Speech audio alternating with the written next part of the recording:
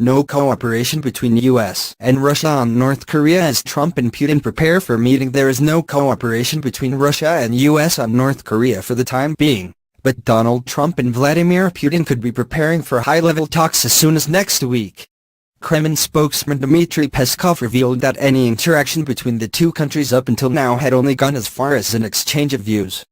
But the two political leaders could be preparing to meet to discuss the situation in the secretive state. Peskov was quoted by the RIA news agency as saying, "There is no cooperation so far. Only periodic exchanges of views." He added that Russian President Vladimir Putin and his U.S. counterpart Donald Trump may meet at an Asian Economic Summit in Vietnam next week.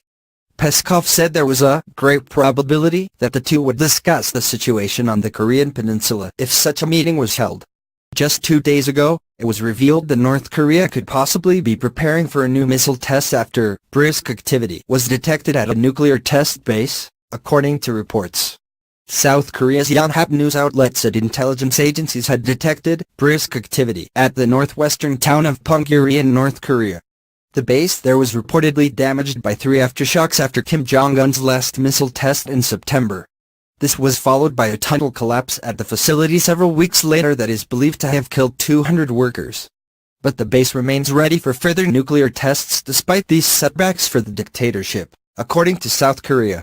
Reuters journalist Vincent Lee tweeted, "South Korea intelligence agency says 3 aftershocks at North Korea nuclear test site after latest test, possible site was damaged."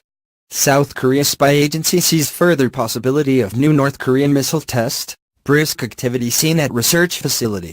According to Yonhap, South Korea's National Intelligence Service said, the North will carry out additional nuclear tests and continue to push for the development of miniaturized, diversified nuclear warheads. The agency also reportedly believes Kim Jong-un will begin work to reprocess spent nuclear fuel rods later this year. It comes after weather forecasters warned radiation that was pumped into the air during last month's tunnel collapse could blow towards Japan. Dr. Joel N. Myers, a co-weather founder and president, said, "One might speculate that North Korea conducted these nuclear tests purposefully on days with light wind conditions, so that any resulting radiation leakage would remain within its borders and would go undetected internationally. We know from other news reports that there has been an accident at the nuclear test site, and the situation that North Korea may have anticipated with radiation being contained within North Korea has changed.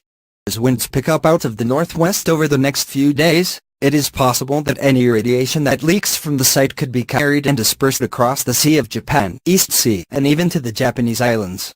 The threat may include Hokkaido and far northern Honshu, with the possibility of radiation reaching areas farther south this weekend. Japan has suffered from previous nuclear events, including World War II bombings and the